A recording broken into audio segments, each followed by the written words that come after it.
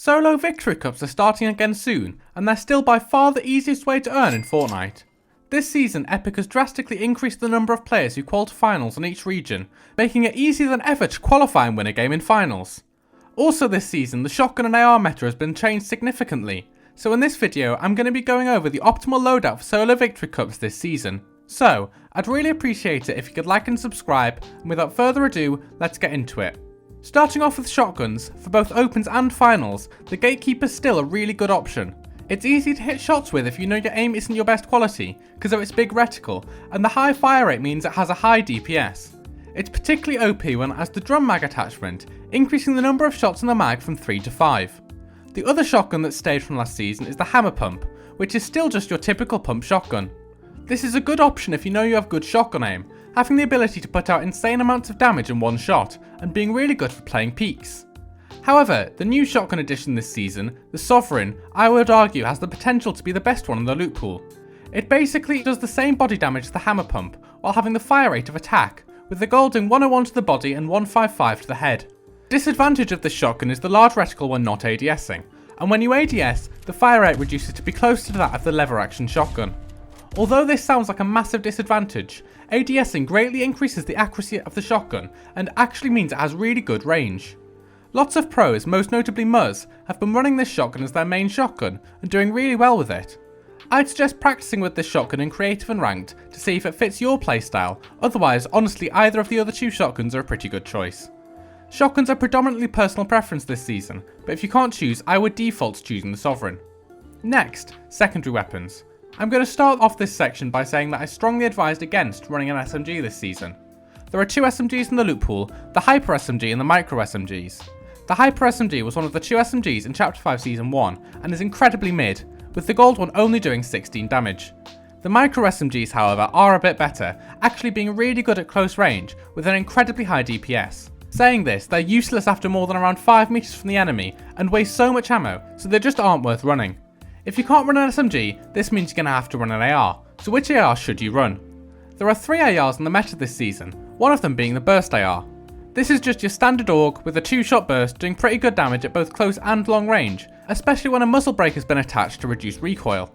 Its main disadvantage is its lack of spray ability, meaning it isn't the best option for fighting, and is much better for stacked lobbies where you're going to be hitting shots at long range, so it's probably the best option for stacked, high ELO opens lobbies and in finals. In key games though, you're going to want to carry one of the 2 spray ARs, the Striker or the Combat. The Strike AR is the same as the one from Chapter 5 Season 1, so just a pretty plain AR. It has a higher DPS than the Combat, less recoil, and does more damage per shot, so you'd immediately be fooled into thinking it's miles better.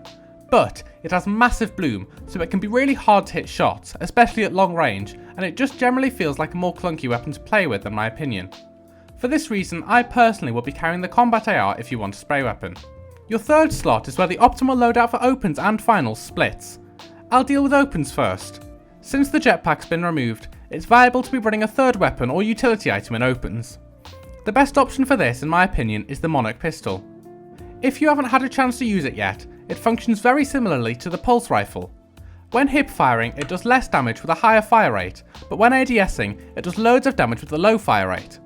When ADSing, it's also almost 100% accurate, even without a scope. Furthermore, it has very little bullet travel time, bullet drop, or damage drop off, with the maximum amount of damage it'll lose at distance being 2.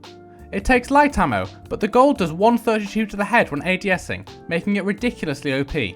It's really good to open fights with, or can be used to get a kill on a weak player in a fight you're third partying.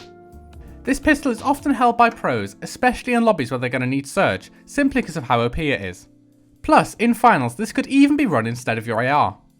Alternatively in opens, you could run the Captain America shield as your third item. This auto-locks onto enemies in a certain radius and does 60 damage when it hits them. In addition, it does 125 damage to builds and you can immediately switch to another weapon after throwing it, meaning it's really easy to use to jump into boxes. Most opponents won't expect this as they weren't expecting anybody to be carrying the shield. Moving on to heals, and I'll start with opens again. Carrying Fizz is integral to succeeding, as after the removal of jetpacks, it's the only mobility this season, meaning you're going to have to carry it to rotate easily in endgame. As well as its being good mobility, it's a pretty good healing item too. For your other healing item, splashes are preferable, as they heal both shield and whites, but it can be really hard to find 6 of these, so minis or bigs are fine too. In high elo stacked opens games, it could be worth carrying 3 medkits instead of a shield item, in case the game goes down to heal off. In finals, you should be running a triple heal loadout, with there being 2 main options for its configuration.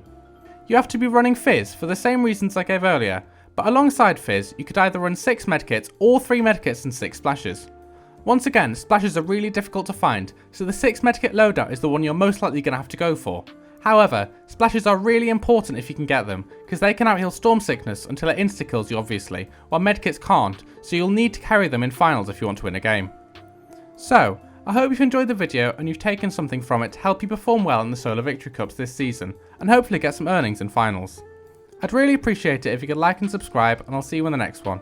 Goodbye.